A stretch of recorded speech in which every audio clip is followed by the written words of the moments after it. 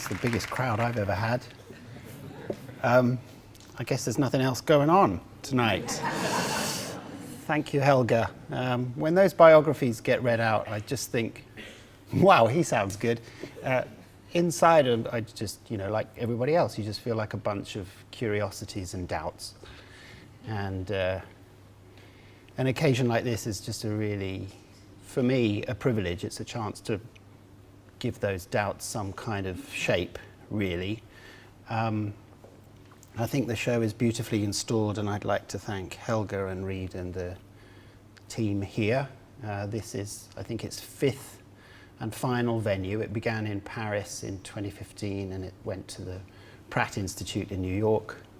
Then it went to the Whitechapel Gallery in London, the California Museum of Photography in Riverside, and now it's here.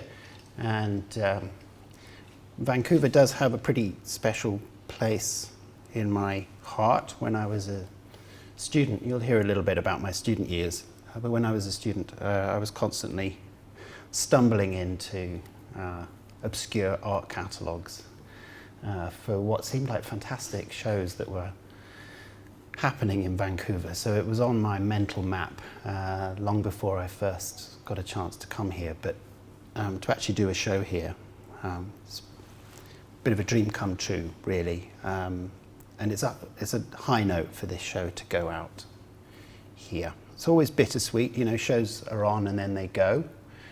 And you have to kind of make the most of them while they're here. I'll try and talk for I'll keep it under an hour. I'd like to know what you think about it.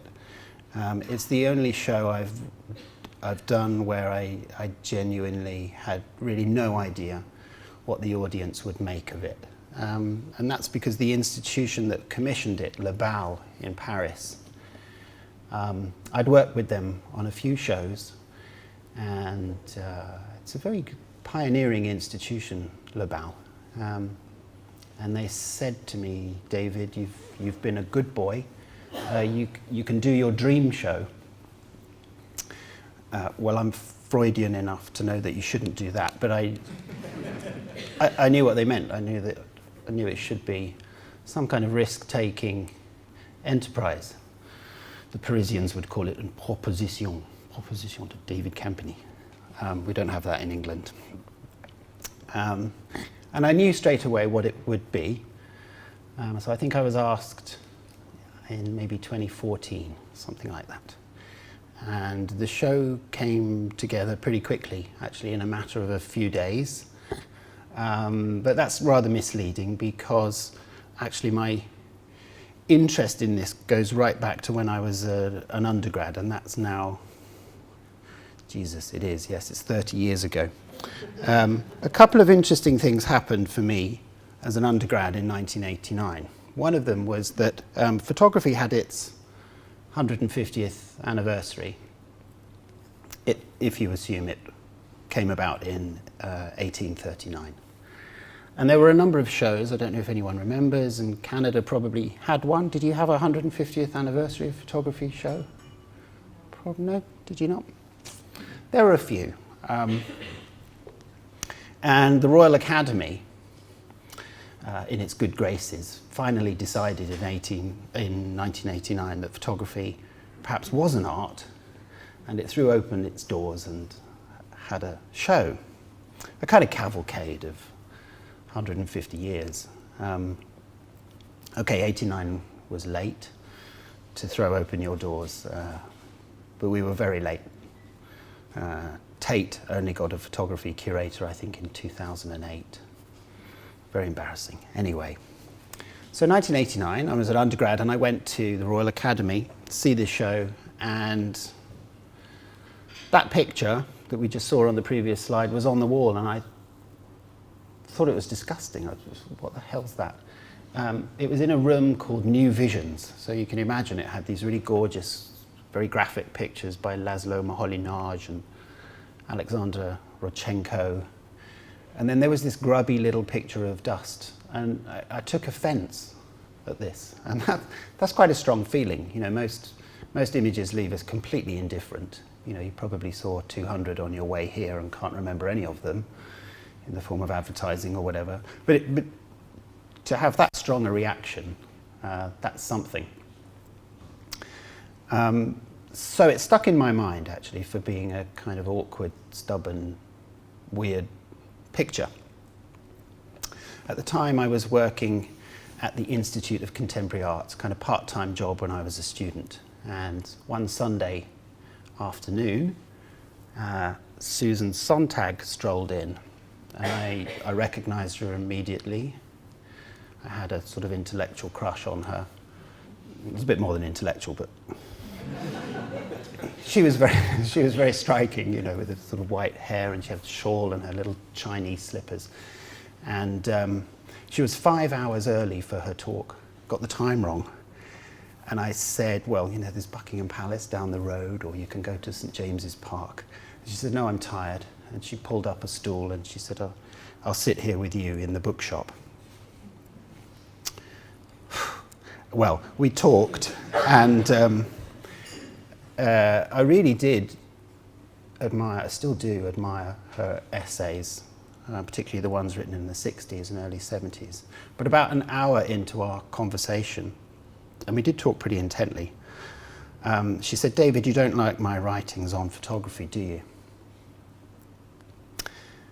And I said, no.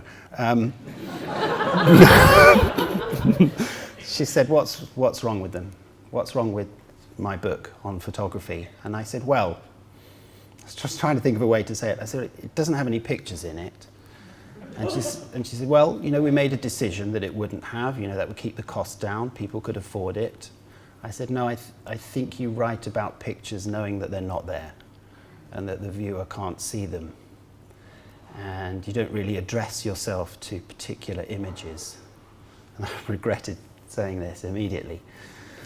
And her shoulders dropped. I remember it very distinctly. And she said, you're right. She said, you're right. I couldn't really write about photographs. And I did end up writing a book on photography. On photography and not on photographs. She said, I am trying to write about photographs, but it's not easy. And she said, well, maybe one day you'll write a book called On Photographs, or maybe a book on a photograph. And it really set in my mind those two experiences. One, what should count as a significant image? And two, this tension that there often is when any of us think about photography, whether we're specialists or not, between thinking about photography as some kind of social phenomenon or media phenomenon or even an artistic phenomenon, and then thinking about individual images. And photographs are very individual. You can reproduce them, but they are very specific things. And I don't think they are easy to think about and write about. I think most of the effect that photographs have on us is unconscious. That's a hard thing for a writer to say, but it's true. And it's taken me a long while to figure out what the effect of that photograph has been on me. But Sontag had planted the idea that there was this tension. And for me, this show is, just on a personal level, in terms of the whole sort of intellectual and creative adventure of being with photography, this show is really my attempt to try and think about both things at the same time. Think about one very specific image and think about photography more broadly. I'll tell you a bit about how that photograph came about. It's 1920, and Man Ray is a painter and a sculptor, and he's taught himself photography to document his paintings and sculptures. And in fact, many photographers, particularly in the 20s and 30s, ended up developing a fascination for photography, either by photographing their own artworks or seeing their artworks photographed by others and sort of liking the images perhaps more than the paintings or the sculptures. Anyway, so that's how Man Ray first got into photography. So it was a very functional, recording, evidentiary thing. And an artist would need images of their work to go into catalogues or maybe newspapers or magazines, which were beginning to flourish at the time. Man Ray knew a collector, a woman called Catherine S. Dreyer, and in his very unreliable memoir, but very entertaining memoir, he recounts having been approached by Catherine Dreyer to photograph the works in her collection. And he says the thought of photographing the work of others was repugnant to me, beneath my dignity as an artist. And then a few paragraphs later in the memoir, he says, well, I needed the money, so I agreed to do it. And then another few pages later, he's in the studio of his friend Marcel Duchamp on Broadway. And Duchamp is in the process of making a sculptural work, The Bride Stripped Bare by Her Bachelor's Even, which is also known as The Large Glass. And he's been away, Duchamp's been away, and he's left the windows open. You can imagine what New York is like in 1920. Filthy air. And dust has settled all over a sheet of glass, around the size of a snooker table, that Duchamp has marked out in these very technical lines. And he wanted the dust to gather. I'll get onto that in a minute. And Man Ray grumbles to him about this commission that he's been given by Catherine Dreyer. And in fact, he's not the only one to grumble. Walker Evans was also writing to a friend, a few years later actually, saying, I could support myself copying paintings, but I don't relish the work. Duchamp says to Man Ray, well, why don't you practice on this, pointing to this unfinished avant-garde sculpture covered in dust. And Man Ray says that he set up the camera and they looked through the viewfinder, and he said it looked like a view perhaps of another planet. He said, I opened the shutter, we went for lunch, came back, closed the shutter. I developed the negative that night. It was perfect. I was confident of all future assignments. Which seems an odd thing to say, given that that doesn't really look like any photograph of any artwork I've ever seen. It really is a kind of sui generis thing. Very, very odd image. That's the negative.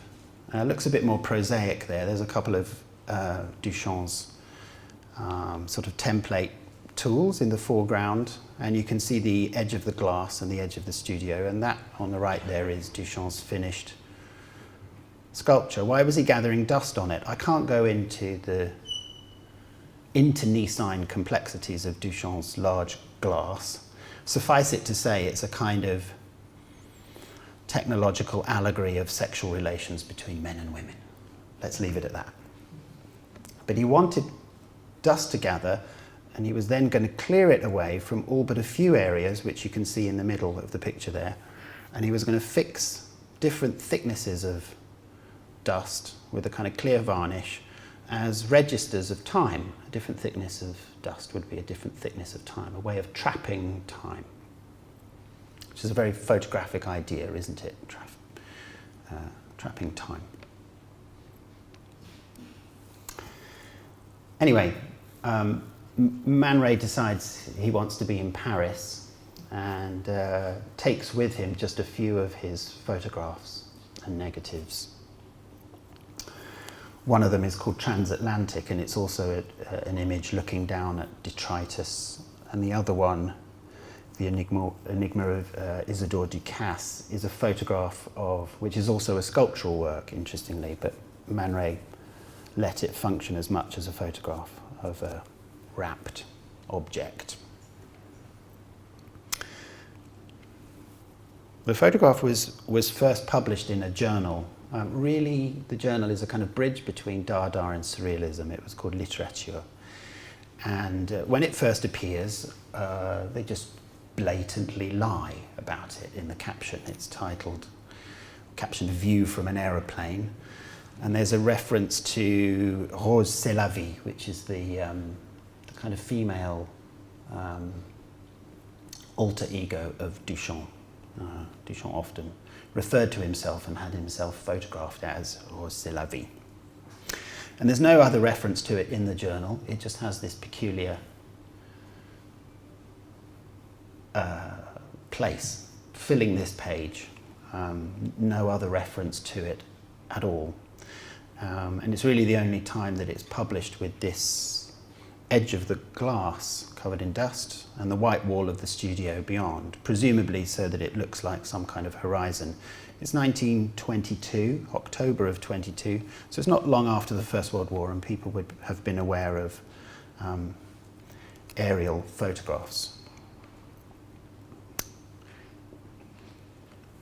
Interestingly, also in October of 1922, the very same month that the Man Ray photograph is published in Paris, T.S. Eliot publishes The Wasteland in London in the first issue of his journal, The Criterion. And that's where the title of the show comes from, that famous line, "I will show you fear in a handful of dust." It's a poem told in fragments and ruins of past cultures.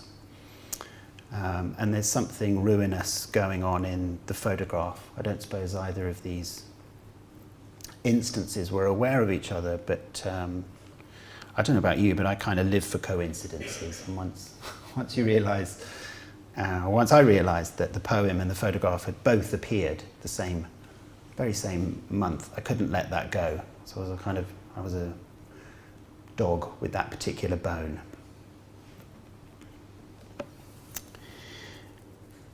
So we have a photograph which doesn't actually get exhibited for another 40 plus years. It lives on the pages of various avant-garde journals.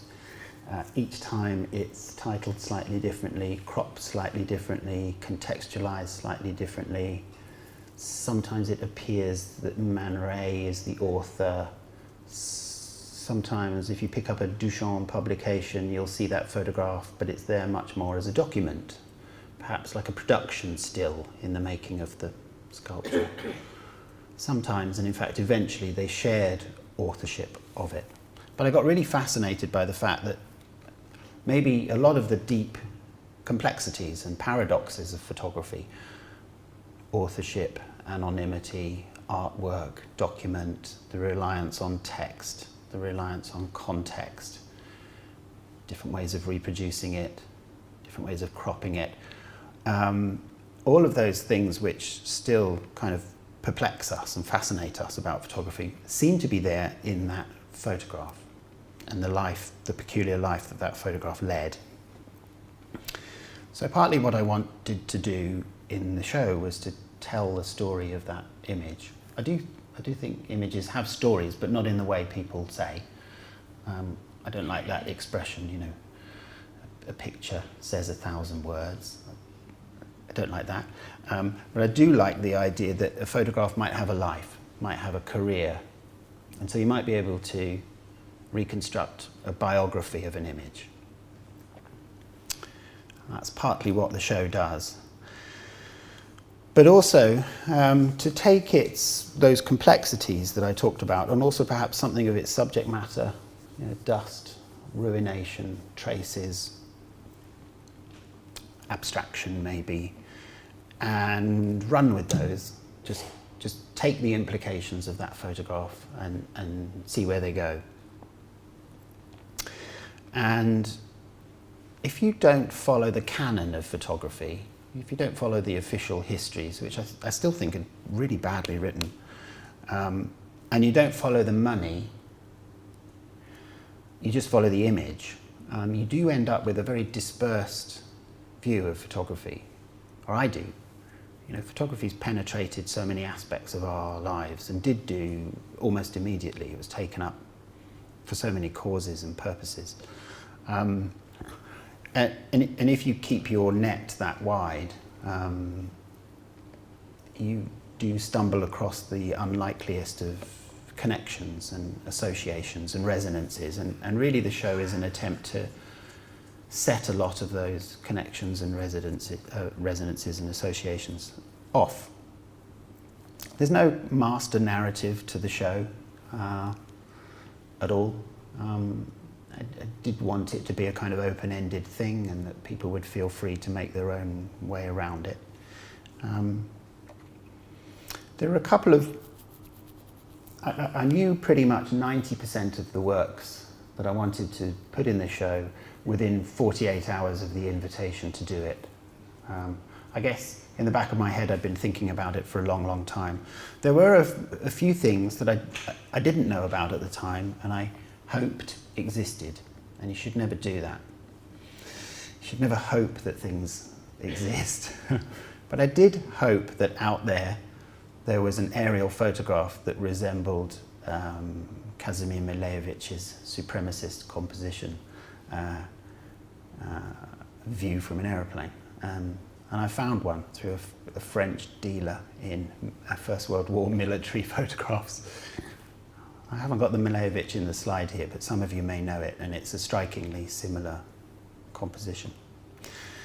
Marcel Duchamp's large glass ended up being cracked in transport, and Duchamp declared it finished once it had cracked. And I did want an aerial photograph shot on a glass plate that had cracked, and I did manage to find one, just to make that connection.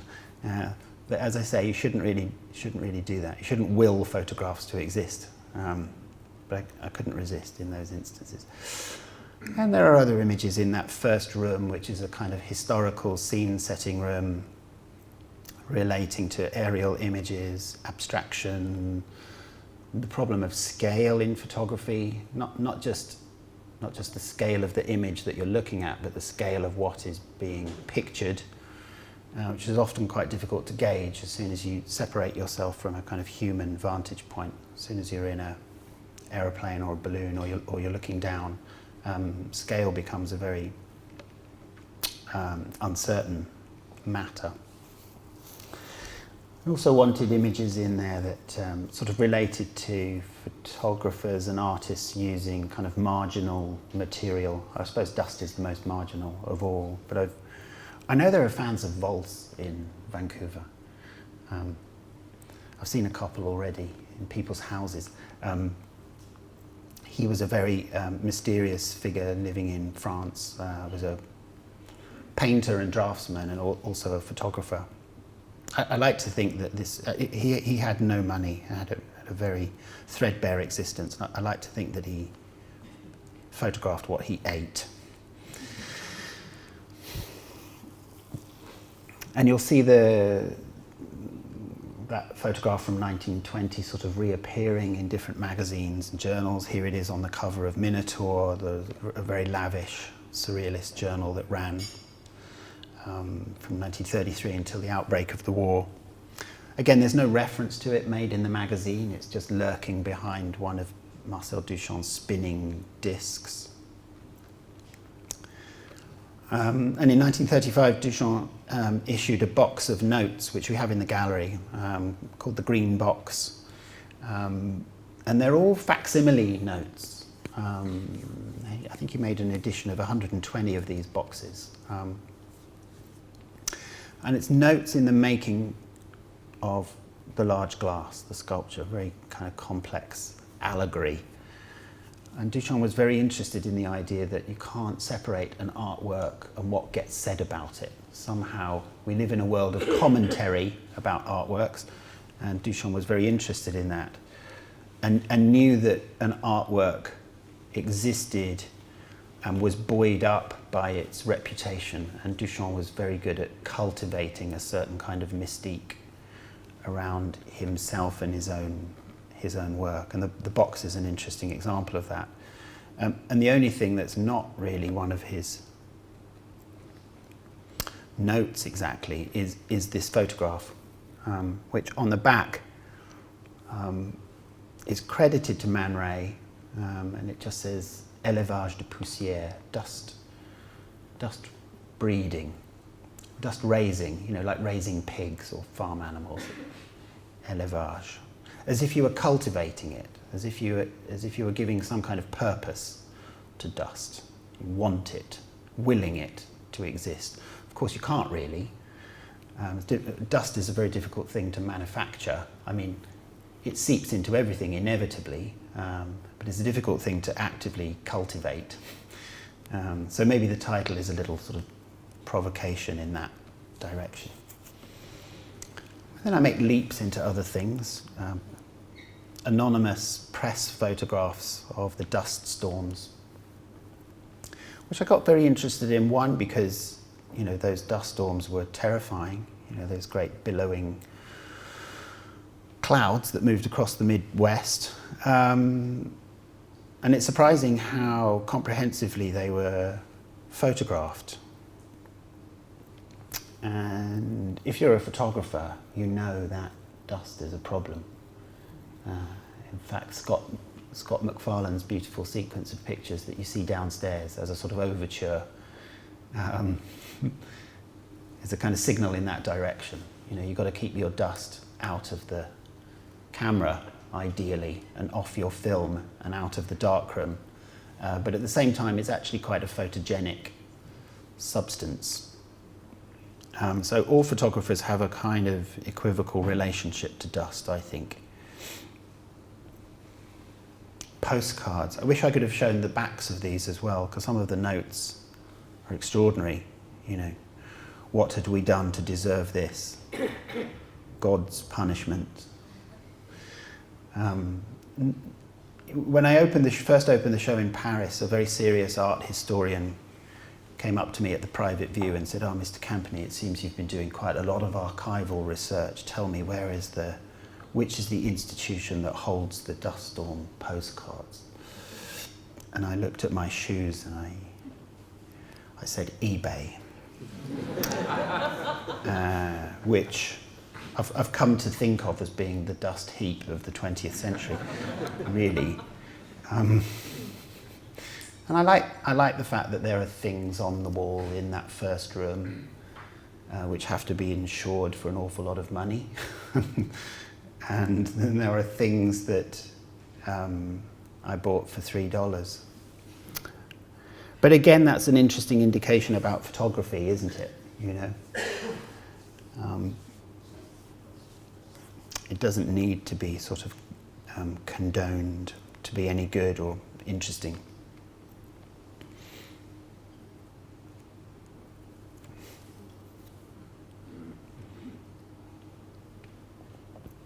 Extraordinary photograph of the results of one of the very first bombs to hit London during the Blitz. Holland House is in Holland Park, sort of central West London, and the roof caved in.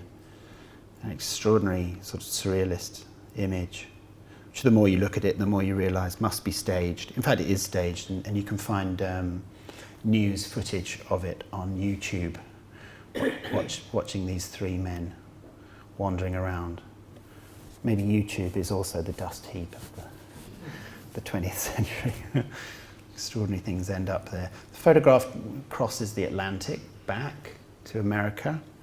A lot of the émigré surrealists got involved with a number of journals, notably View, and then another one called VVV, which we'll see in a minute. And now here's the photograph, and it's not a kind of hallowed thing. It's a sort of graphic background to a poem about Marcel Duchamp. No mention of Man Ray, really. Charles Henry Ford, the editor of the magazine, sort of praising Duchamp for being, the signal artist of the time. This is VVV on the left here, and then Aperture magazine on the right. And they are images taken in the deserts by Frederick Summer. And there's a nice kind of echo or bounce of this in a diptych of photographs by Jeff Wall. Yeah, I know Jeff Wall's on all the publicity for the show, and it's the least Jeff Wall, which I quite like.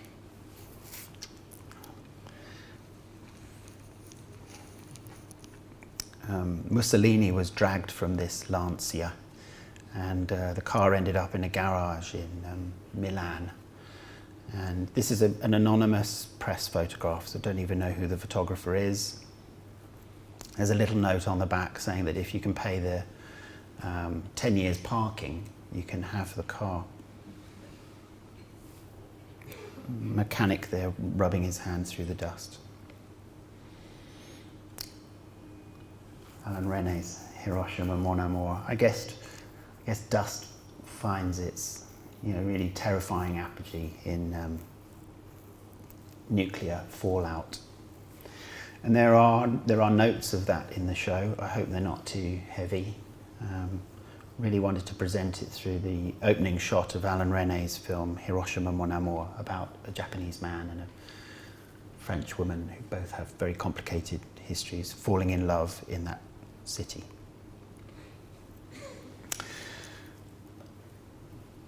A lot of people thought Duchamp was dead by the 50s. He wasn't. He was still working, and he was still doing all kinds of interesting things. Man Ray's stock had kind of fallen, really, in the 40s and early 50s. And then there was a kind of discovery by various artists to do with pop and conceptualism. There was a lot of excitement that Duchamp was still around.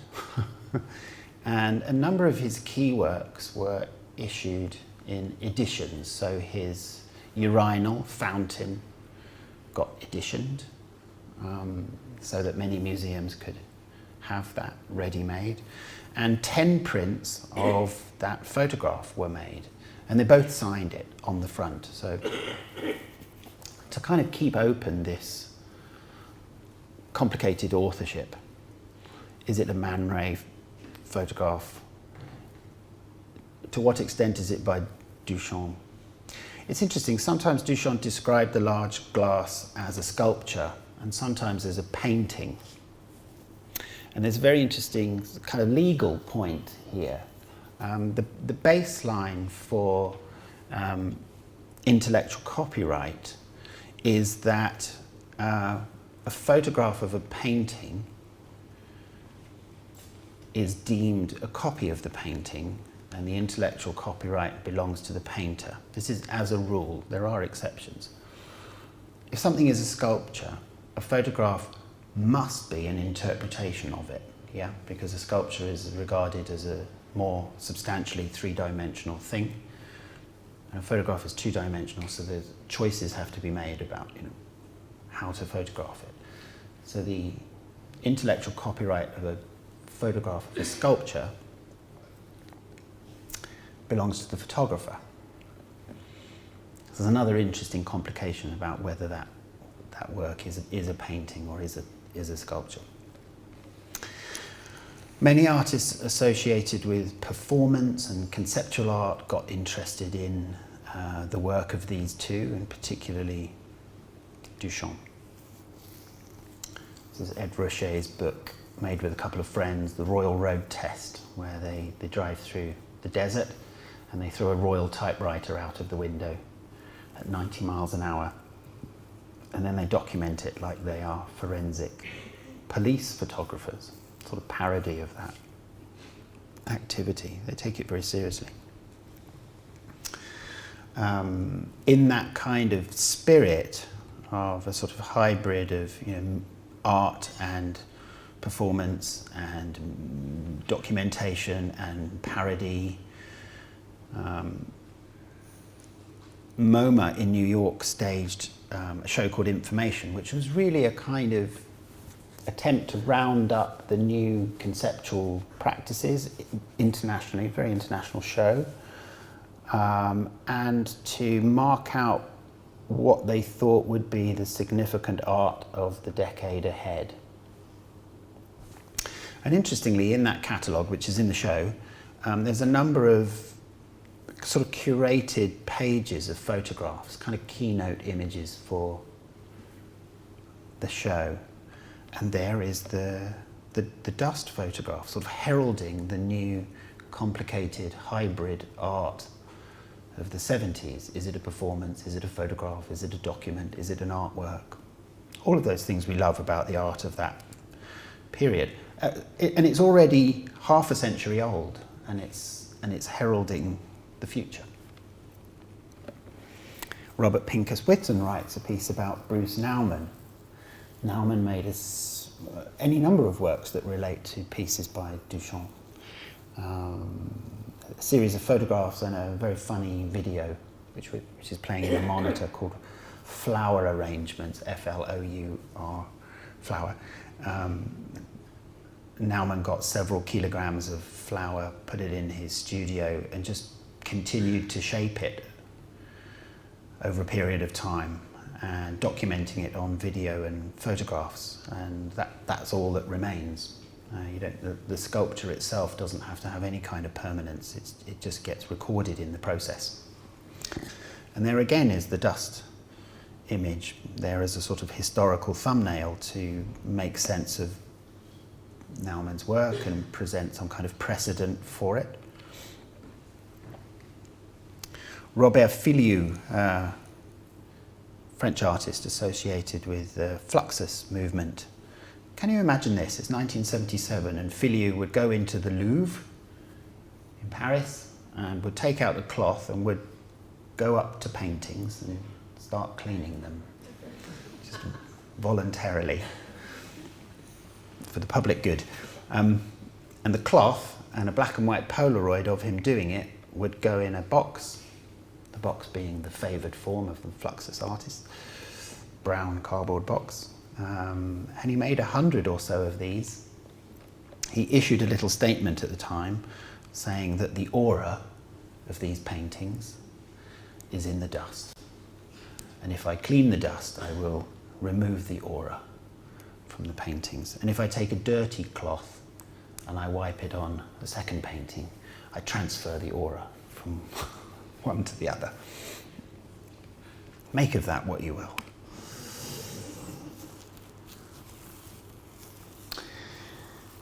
It's kind of coming out of pieces like that Rocher, destruction of the typewriter. You can think of quite a lot of the interesting art of the 1970s, particularly in America, actually, and Canada, sorry, of exploring this relation between the creative act and the destructive act. To ruin something or to debase something in order to produce something else. There's a lot of work like that going on. There's a series of photographs called Vandalism in the gallery by John Devola, but just to make the parallel more vivid for us, I chose a picture for the slideshow tonight from the series he did subsequently called Zuma. It's a kind of beach house on Zuma Beach, which was abandoned, and Devola would regularly visit it and vandalize it artily, knowing that he was going to photograph it, so thinking perhaps all the while of how it would look as an image. That's 1978, and that's the year that Jeff Wall makes The Destroyed Room, really at the sort of beginnings of his mature career, having been involved with conceptual art before. Both of these works had a huge impact on me when I first saw them. I guess we're quite familiar, well, I'm sure you all are familiar with The Destroyed Room now, but just how perverse that kind of sumptuous violence is when you first see that image, and then work out that obviously it's not a document, so somebody's ruined something in order to make a picture, and the picture's kind of perfect, and that seems to be at odds with the ruination of it. Around that time, Rosalind Krauss publishes, that essay that all art history undergrads still have to read. I say have to, it's a pleasure. Notes on the Index, 70s Art in America. And there's the dust image. Krauss was very interested in the art of the 70s foregrounding the idea of the indexical mark. And she gets fascinated with this photograph because photography is itself a kind of a trace, but then dust is also a trace of whatever it was that caused it. So a photograph of dust is a trace of a trace somehow. So it's a nice kind of meta-critical way of thinking about it. Can't show you everything from the show, but I'm just trying to sketch out the line of thought here. Pictures by Ava Stenram. She bought photographs, digital files of images sent back from Mars. The surface of Mars is kind of uncanny, isn't it? Because it looks so familiar to us. We immediately slot it into various kind of landscape categories. Nobody's been to Mars. Not even Matt Damon has been to Mars. And yet, on some level, we seem to think we're familiar with it. Anyway, Stenram bought digital files and she had those converted into colour negatives. And then she left the negatives lying around her house to gather dust. And then very carefully made prints from them. So while they may look like cosmic dust clouds, they're really very, very domestic.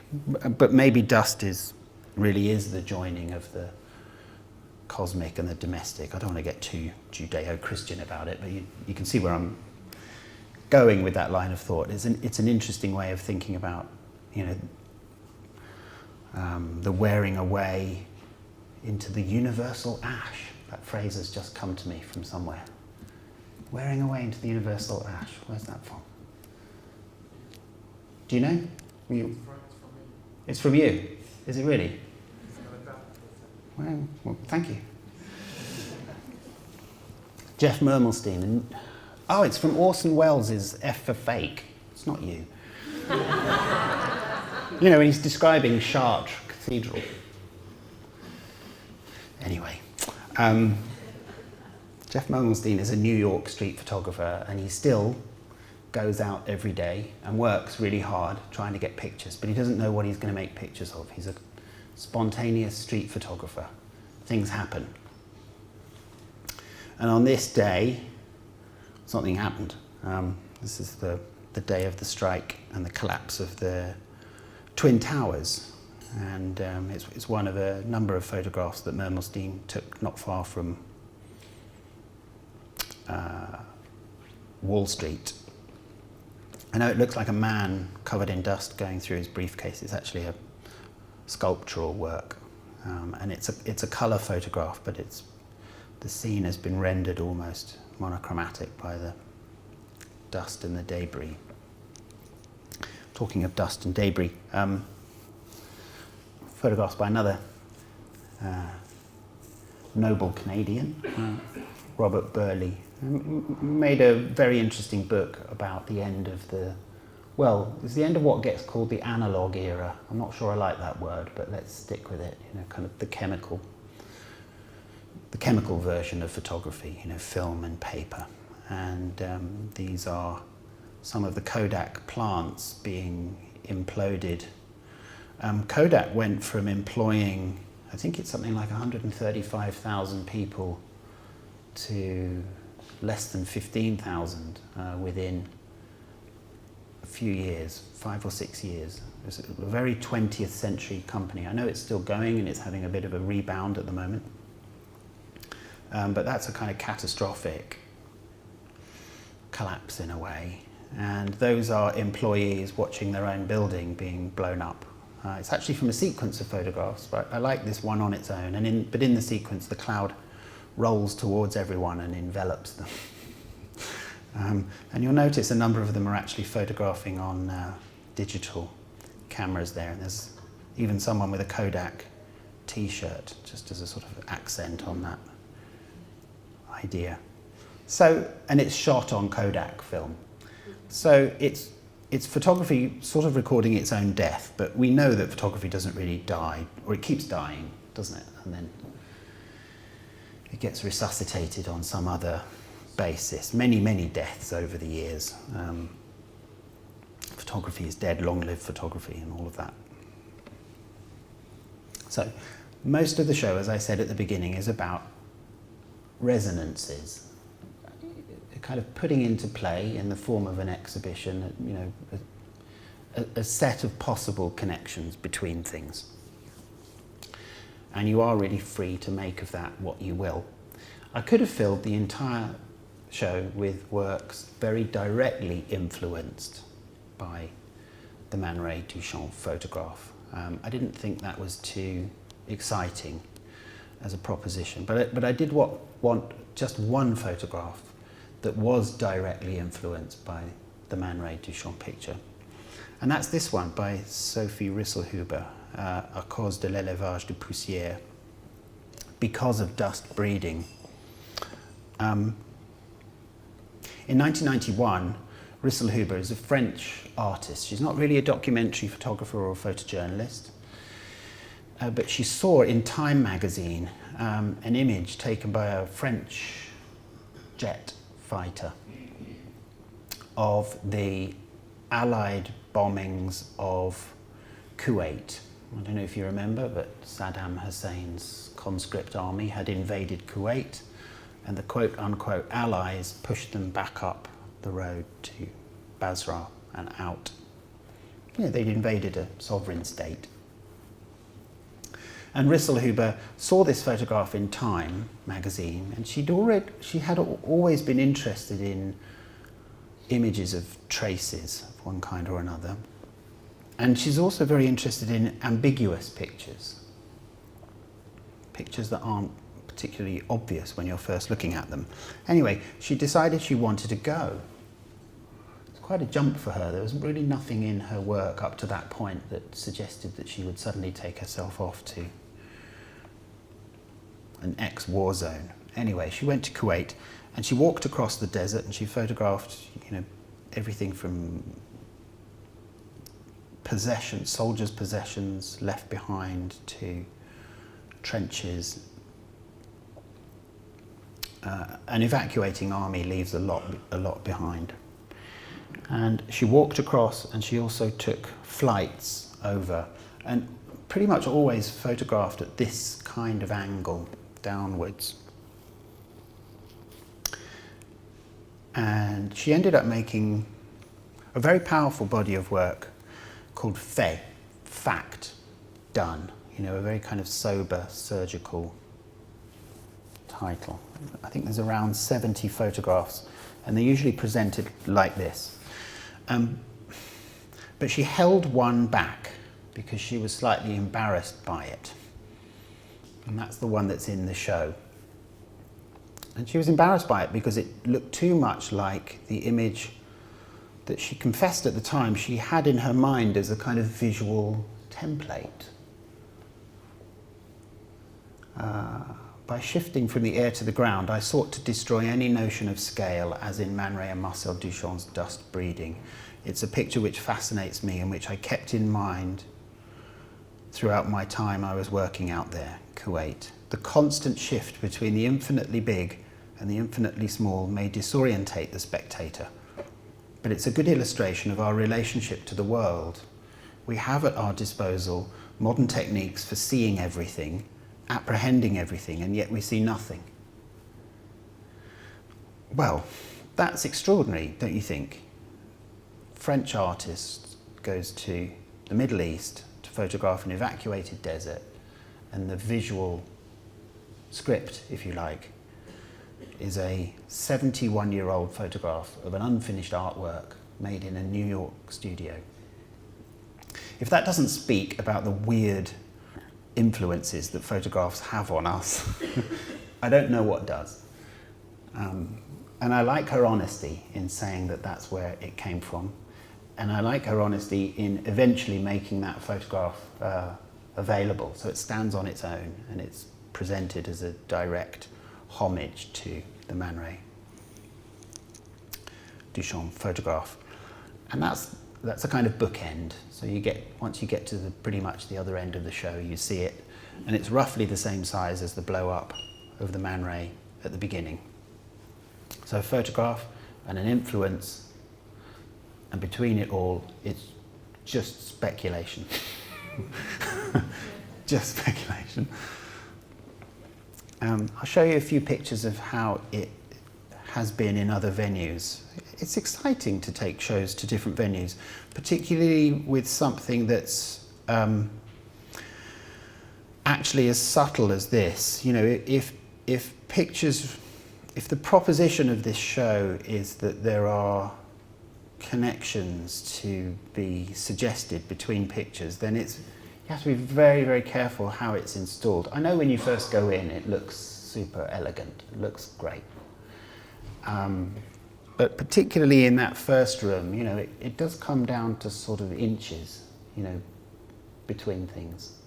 And sight lines, what you can see while you're looking at something further down the wall, what you can't see that's behind you. All of that has to be worked out quite carefully. And that's because I really want to make exhibitions which are more than the sum of their parts. I don't know about you, but I feel most exhibitions are way too big these days. You know, the kind of blockbuster scale of things. I'm from London, and Tate Modern still takes up all the oxygen. And Tate Modern does 11-room shows, 12-room shows, 13-room shows. And I don't think you can hold all that in your head. I like the idea of going to a show and pretty much remembering everything. So if you can remember everything, then in a way the show is the work. The show becomes a kind of mental object. If the show's too big or it's exhausting, or you get to the end and you can't remember the beginning, it can't possibly be more than the sum of its parts. It'll be less than the sum of its parts. And I don't think there's any point going to see a show that is going to be less than the sum of its parts. I think it has to work as a whole. And I think this venue is a beautiful, beautiful size for doing quite a rangy show that can hold together. I wouldn't want one more piece of work in this show. I think it's already quite a lot to look at. I have to kind of gauge, I have to sort of second guess what I think a viewer can hold. And then there's the challenge of, you know, placing that in different spaces. I was reluctant, first of all, to take it to other venues because I really did have this space, Le Bal, in mind when I first did it. But it's surprisingly adaptable. It takes a while. So I've been here a week. We've been tweaking things all week, just trying to get it to work. Generally speaking, it's exactly the same work in each venue. Sometimes things are brought in from that city. Some photographs here by Jacques-André Boiffard, figure associated with Surrealists on the right there. And those, it's very difficult to get those pictures to travel, and they're the only known prints, so they were only shown in the French version. The Pratt Institute took it in New York, and it was a slightly smaller version of the show. Didn't have quite so much space and didn't have so much budget. You'll notice there's a number of quite innovative ways of showing printed matter. Sometimes it's in a vitrine, sometimes it's behind sort of plexiglass. The Ed Ruscha book is sort of deconstructed and it's on the wall. This is a real challenge. You know, the more time you spend with photography, the more you realize the central position of the printed page. You know, avant-garde journals, artists wanting to make books, photographers wanting to make books, where the book is the thing. And as we know, there's something fundamentally unexhibitable about a book, isn't there? You just have to hold it in your hands. But over the last 10 years or so, as there's been a kind of growing acceptance that printed matter is not secondary to photography, it's pretty primary, it's led to people trying to think of engaging ways to present it in the gallery space. That flat table there is a piece of work by Gerhard Richter, which was first made as an artist book in 1978, and it's called 128 Views of a Painting. And he moves rather forensically across the surface of one of his own abstract paintings. And that book was reissued in a slightly different format in the 90s, which I loved. One of my favourite books. And I wondered how we were going to show it. 128 bound pages. And then the director of Le Bal, Diane Dufour, said, well, we'll cut it up and we'll just present all the individual pages so you can see them. Which is great. It's a nice way of doing it. And that stands in relation to the Ed Ruscha book, Royal Road Test. When it was shown in London, Ruscha happened to see it at the Whitechapel Gallery, and I got a nice email from his gallery saying he really likes the way you've presented it. It reminds him of him working on the original layout in his studio. So that's nice. That's affirming when that happens. Because you're always, whenever you're showing printed matter in a gallery, and by printed matter I mean books and magazines, not photographic prints, you know that you're slightly transgressing. You know you're presenting something not in its ideal context, and you're having to work out how to do it. Here it is at the Whitechapel Gallery.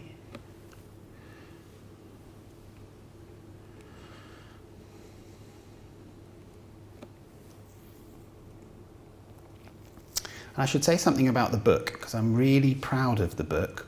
It's the nicest one I've done, I think. And it all happened by accident. I write, I know Helga mentioned I write a lot. I do write a lot, and it's just a way for me to try and figure out what I think about things. So while I was working on this, I made a lot of notes. But my idea was that the book would be a freestanding thing and purely visual. Ideally, I wanted no captions, no titles, no nothing. Just very carefully selected and sequenced images. Just bam, bam, bam, bam, bam, bam. Maybe 120 pages, something like that. And I wanted to work with a really good publisher called Mac, who are based in London. And Michael Mack said, you must have a text. Surely you've got a text, David. You're a writer. You've got one. I said, well, I have, but I just wrote it for me to work out, for me to arrive at this choice and this sequence of pictures, but I want really the book to be visual. And he said, no, you're a writer, and we have to have an essay. And I said, you're not having an essay. And it was a sort of standoff. We sat in his studio, and I'll come back to that in a minute. I was thinking, shit, this book's just not going to happen. He wants the text, I don't want the text. And the postman arrived, and one of the studio assistants opened up a little parcel, and it was a sample from a binder who'd found a way of making a booklet that would insert itself into a larger booklet.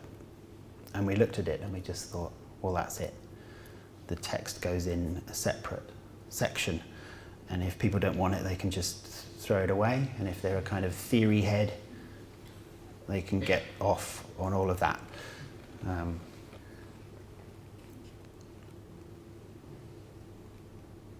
And it was just one of those really lucky moments where it was, everything sort of fell into place. Standards for bookmaking are really high these days. Do you remember that moment about 20 years ago where it was all the end of print? Everything was going to be virtual and immaterial. I never bought that at the time. I remember trying to tell people, no, this is the beginning of a new age of print. Which has come to pass, particularly in the making of photographically illustrated books. And I think it's to do with something that grand Canadian, Marshall McLuhan said, that once a kind of form is, or a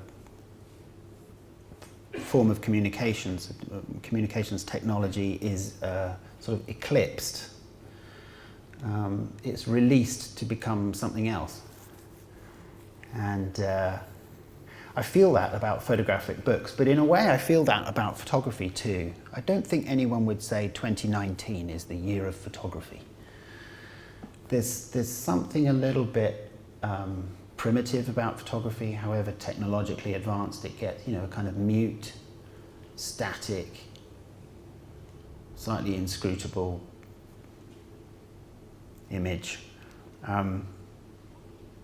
Doesn't seem to kind of bear the tenor of our visual culture. It's still around, you know, more photographs are made than ever before, but one would hardly say that this is the year of photography. So I think there's something slightly eclipsed about photography itself as a medium.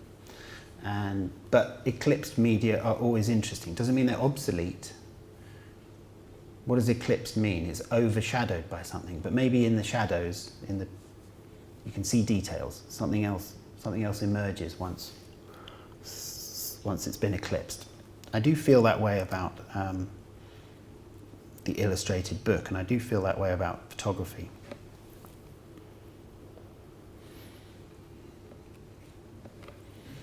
Just as I was completing the book, I was listening to a radio interview with the late the late novelist W.G. Sebald. And Sebald had an interesting relation to photography. He would put photographs in his novels with no captions, and sometimes you didn't know exactly how they related to the text. There's been experiments in doing that in the past.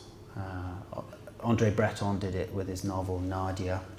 And then also if you think of Walker Evans and James Agee making their book Let Us Now Praise Famous Men, 1941, trying to propose a way of putting a photograph and a text next to each other, but not in a way that's kind of easy or smooth. Gives you a kind of space to think. Anyway, Sebald, who I would like to have thought might quite like this show,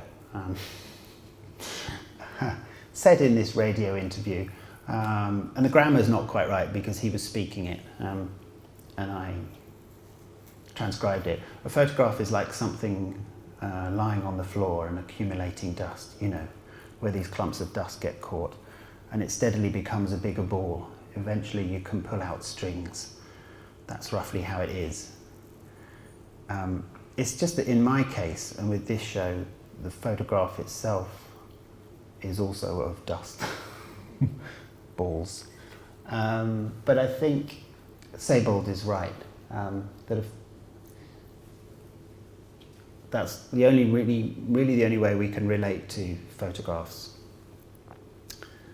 And I think pulling out these threads, if you like, pulling out strings, is akin to suggesting the kinds of resonances and connections that I want to set in play with a handful of dust. Thank you very much.